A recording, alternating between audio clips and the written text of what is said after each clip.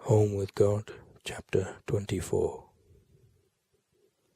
The entire universe is composed of one thing, acting differently. You are experiencing yourself as the multitudinous individuality. Well, you said you were going to circle back on major points several times, and you have. And what you are laying out for us here is a whole new spirituality. It is a new way of looking at things. I used to think that I was outside of the apple, wanting and hoping to get a taste of it. That's what the old spirituality taught me. But you are saying that I am not outside the apple, but a part of the apple, moving through the apple, and the entire apple is God. God is not only at the core, at the center of all things. God is all things. That is correct. Now you are using the metaphor to see past the metaphor. You have been imagining that you stand outside of God, but you do not stand outside of God. You cannot. God is all there is. It is impossible for anything to exist outside of all there is.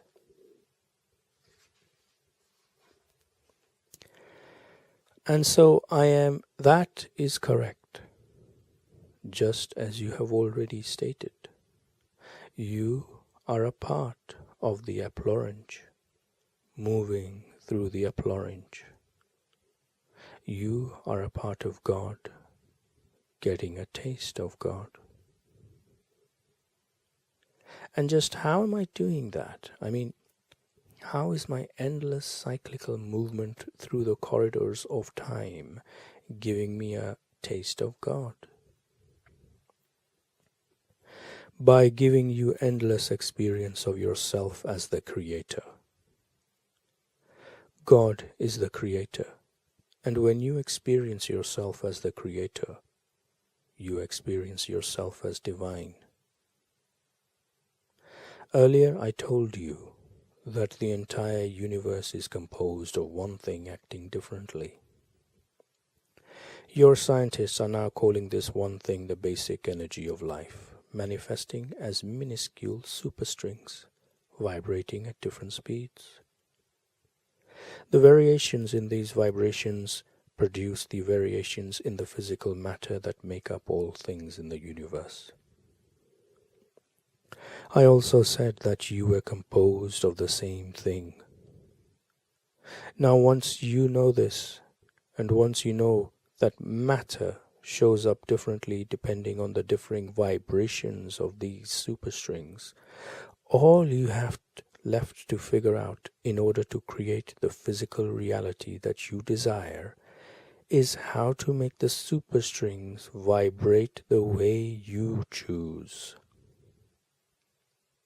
It is the speed and pattern of the vibration of the strings that creates particular physical manifestations.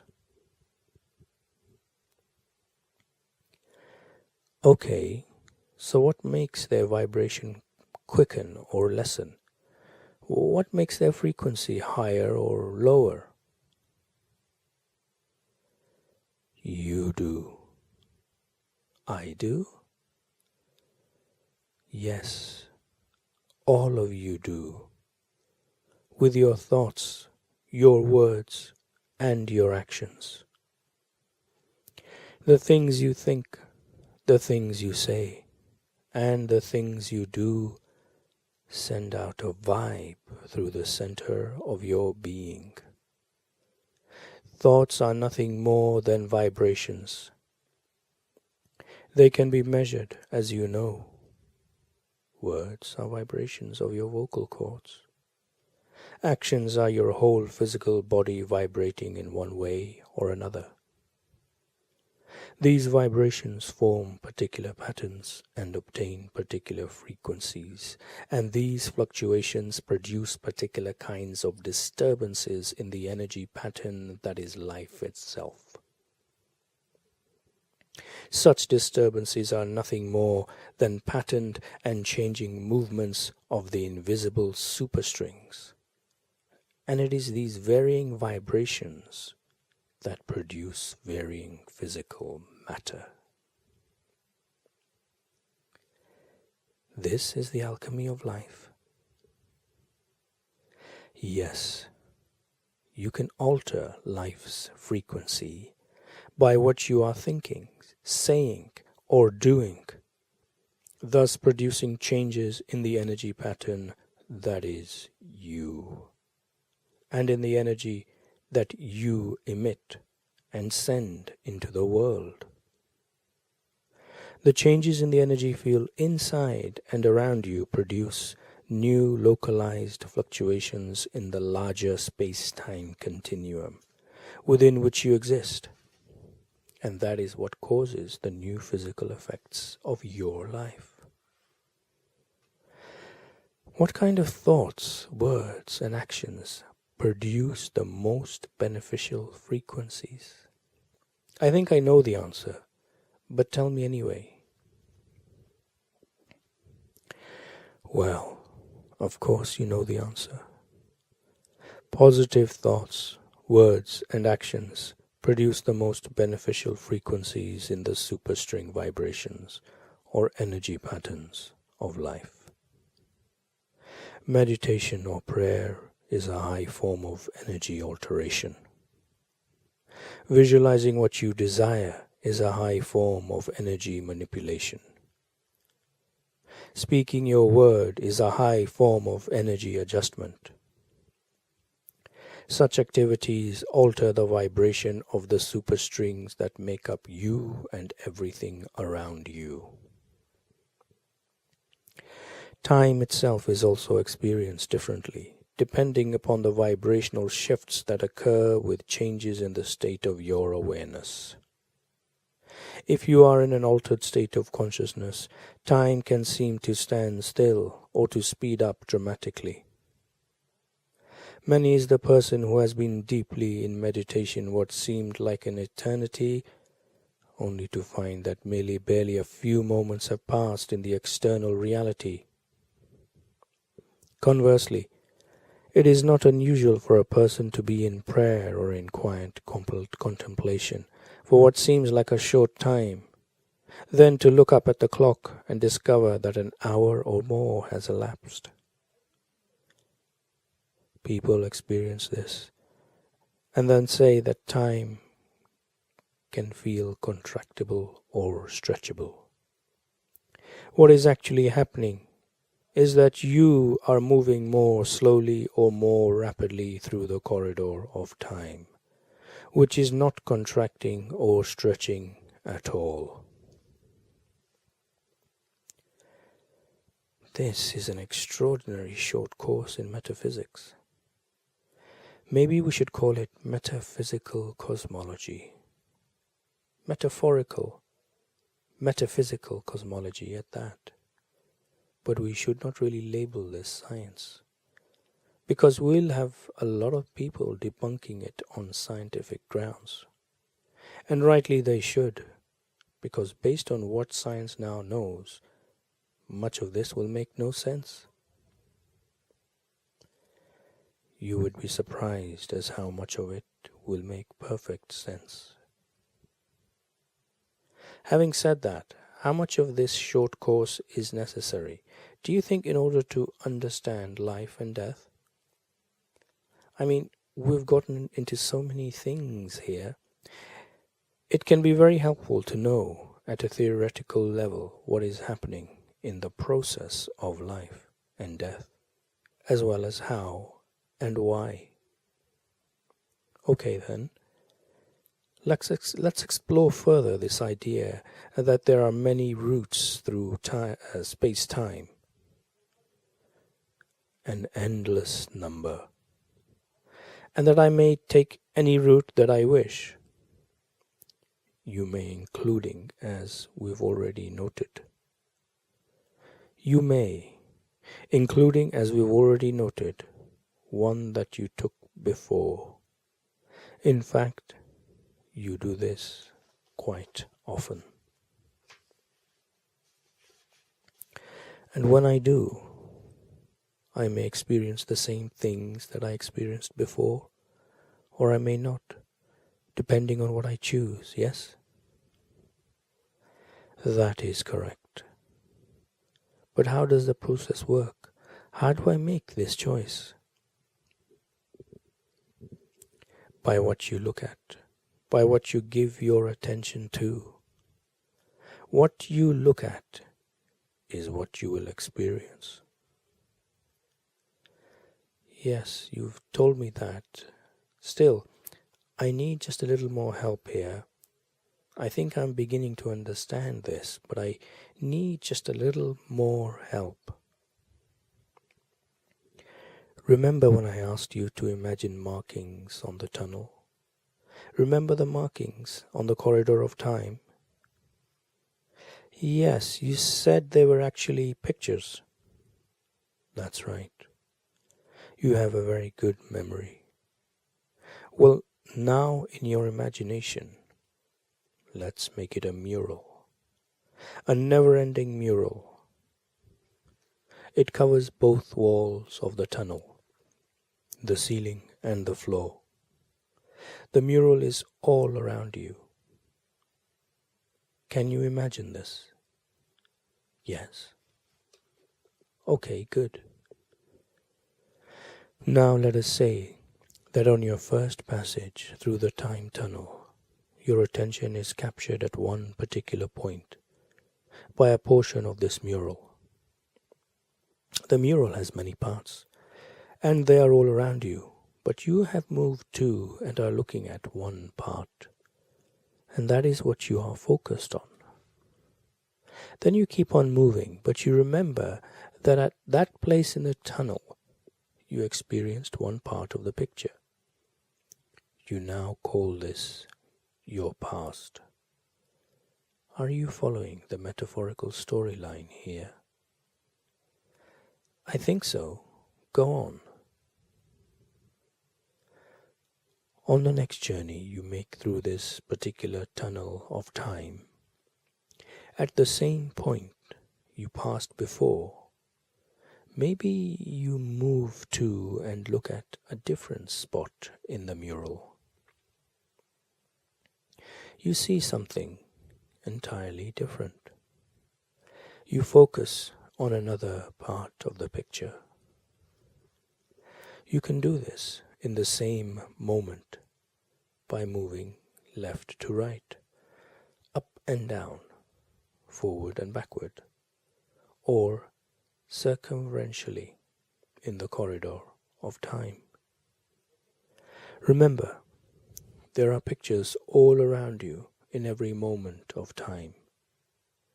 If you only move forward and back, up and down, left and right, through the corridor, you limit your options as to which other pictures you can move to and look at. But if you move circumferentially, you can explore all the pictures that exist in one single movement. By moving around the ring of time, that represents that particular nanosecond. It is like moving around every edge of a snowflake. Remember that I have said, every moment is like a snowflake. There are no two alike in all of eternity. And if I change one single thing in any of those rings, I change all the pictures that follow. Exactly. Thus it is that you can take the same path but see different things. Gosh, I really am Lord of the Rings. You are indeed. The ring or circle has always been a secret symbol signifying eternity, completeness, endless love, and the endless journey. But if I'm one on this endless journey, won't I recognize? The mural is all around me. Won't I recognize anything at all? Oh, yes. When you travel in a spiral through the corridor of time, very often your eyes will alight upon a portion of the mural that you saw before, and you will say, I have been here before. Everything is exactly as it was then. Deja vu. Precisely. Now sometimes, when you travel around a time tunnel, you will experience yourself receiving a message or getting instructions. It could be a warning. Don't move that way. Don't focus on that part of the mural. Or it could be an invitation. Look at this part of the mural. See this picture over here. Yes, I've had that experience. Who is telling me that? You? You are telling you that. It is the individuation of the singularity that is sending you these instructions that come in the form of what you call hints, or hunches, or women's intuition, or a psychic hit. I'm talking to myself. You are. My future self is talking to my present self. You could put it that way, and if you listen carefully to yourself, you can experience any point in time or your whole trip through the tunnel in an entirely new way. So let me see if I've got this right. I'm continually moving through time and space, and either I'm taking new routes altogether, what you would call living different lives, or taking the same route as before, what you would call living the same life over again, during which you may experience deja vu, the sense of having been there before. But if all of this is happening at the same moment, it is. Remember, there is only one Applorange. The space-time continuum is the singularity. There is nothing else but the singularity. Then I must exist within the singularity at several different points simultaneously. We touched on this a little before, when we explored the idea of alternate realities. Are you saying that I can be in two places at once? You can be in many places at once, not just two. And you are. I am the individuation of the singularity, experiencing life sequentially, simultaneously. And you now understand completely. The you that is you, the all that is the individuality, has expressed itself multitudinously. I always knew I had multiple personalities. In metaphysical terms, you are experiencing yourself as the multitudinous individuality.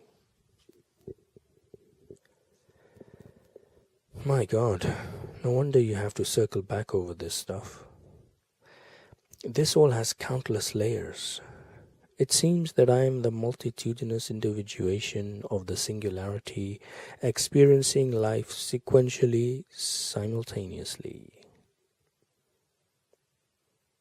You see how hard it is to put all this into words. You have to make up words and phrases that don't exist in order to even get close. But I know what you are saying. You are saying that I have lived many lives and that I have lived this life many times. That is correct. Except you would understand this even better. You would be stating it more accurately if you did not use the past tense. I am living many lives, and I am living this life many times. Now you have it exactly. Almost. Almost? There's one more little detail. What is it? You have painted the mural. What? And you can alter the painting at any time. What? You can add to it, white out any part of it, color over or change the color of any portion of it each time you pass any point in time. You may alter the painting in any way that you wish, whenever you wish. Oh my God, the superstrings are my brushes. Good work. Great analogy. So nothing ever has to be the way it was before. That is right. This means that the possibilities are endless. Correct. Then this could go on forever. It does, my wonderful one. It does.